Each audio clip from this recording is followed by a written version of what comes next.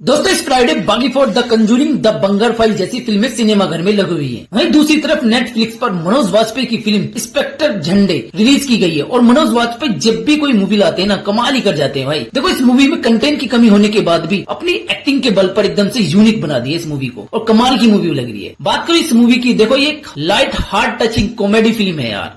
बात करो कहानी की तो ये एक रियल बेस्ड कहानी है। ये चार्ल्स सोबराज की कहानी है। देखो मूवी में नाम बदल दिया गया, काल भोराज कर दिया गया।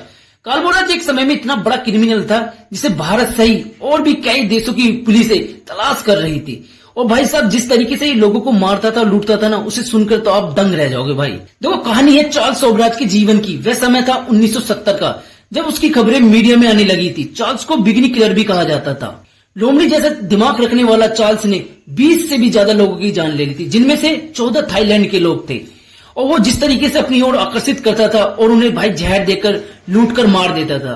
उस समय मुंबई में एक इंस्पेक्टर था मधुकर झंडे। उन्होंने ही चार्ल्स को एक नहीं बल्कि 2 बार पकड़ा था। ऐसा खतरनाक किलर और लुटेरा जिसने कई देशों की पुलिस को चकमा दे दिया था भाई, उसे पकड़ा था मुंबई में रहने वाले एक इंस्पेक्टर ने। इस इंस्पेक्टर की भूमिका निभा रहे भाई मनोज वाजपेयी। 1976 में चार्ल्स को पकड़ लिया जाता और तिहाड़ की जेल में छोड़ दिया जाता और सजा काटने के बाद भाई 1986 में वो तिहाड़ जेल से भी भाग जाता। तब इसे पकड़ने की जिम्मेदारी एक बार फिर से मनोज वाजपेयी को दे दी जाती है और यहाँ पुलिस इन्वेस्टिगेशन, कॉमेडी, ड्रामा सब कुछ एक साथ नजर आता है। और 1 घंटा 52 मिनट की इस मूवी में आपको एकदम से कॉमेडी का भी तड़का और भाई साहब इन्वेस्टिगेशन का रूप सब कुछ एकदम से क्लियर नजर आएगा। और भाई साहब इसमें कुछ मराठी लोगों को भी लिया गया और मराठी लोगों को इसलिए लिया गया कि रियलिटी लगे भाई।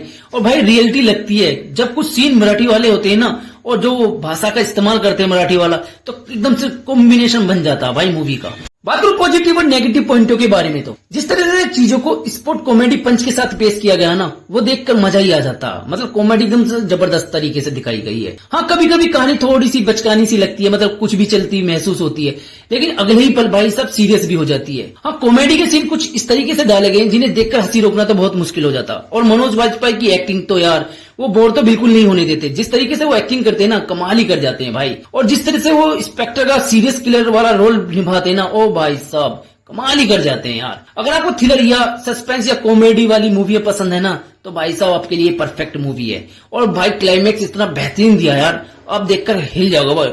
लगे तो सिंपल सा लेकिन भाई इंगेजिंग है यार। और राइटिंग जबरदस्त दी है यार, कुछ भी कहो।